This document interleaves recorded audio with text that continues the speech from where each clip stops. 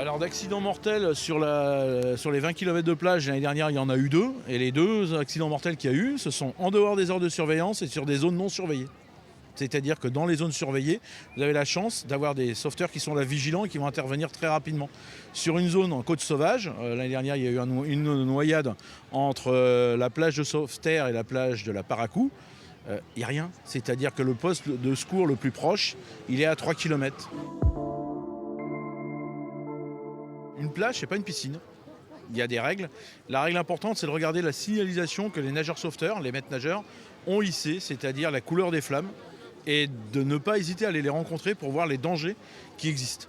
Une flamme verte, c'est une absence de danger, on profite de la baignade, mais on fait quand même relativement attention, parce qu'on voit que là on a des zones surveillées en profondeur 300 mètres. Beaucoup de nageurs ont tendance à vouloir nager dans le sens de la profondeur, alors qu'il serait beaucoup plus judicieux de nager dans le sens de la largeur. Je m'explique, dans le sens de la largeur, ici on a une zone qui fait 1 km, 1 km et demi. Si la personne a une difficulté, elle va appeler au secours, lever la main. Les sauveteurs vont arriver très rapidement dessus si elle est à 50 mètres du bord. Par contre, à 300 mètres, la différence, c'est qu'on va mettre beaucoup plus de temps pour aller chercher les personnes.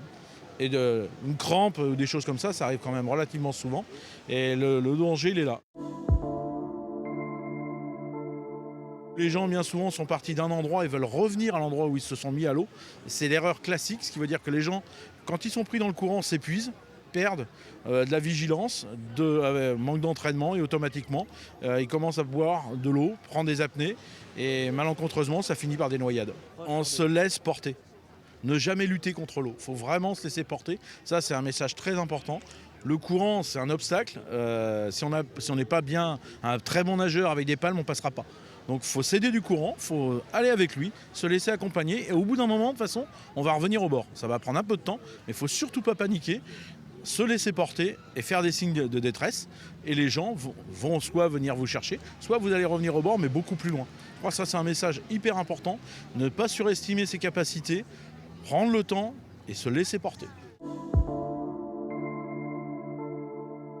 Sur la protection des plages, ce qui serait bien, c'est que les gens soient un peu plus vigilants, ne laissent pas leurs détritus. Alors sur les plages urbaines comme ici, c'est un peu moins vrai parce que les gens font quand même un peu plus attention, mais sur les plages sauvages, il n'est pas rare que les gens viennent, consomment, que ce soit des bouteilles, même des bouteilles en plastique ou en verre, et laissent tout sur place.